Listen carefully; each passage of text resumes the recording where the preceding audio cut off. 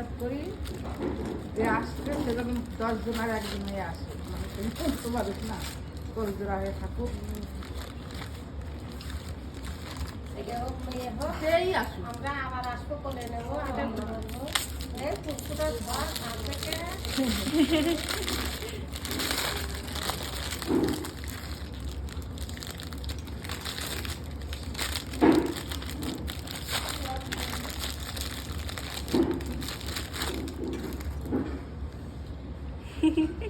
আমি সবাইকে দেখতাম, সবাইকে গোপাল দেয়, আমাকে কেউ দেয় না।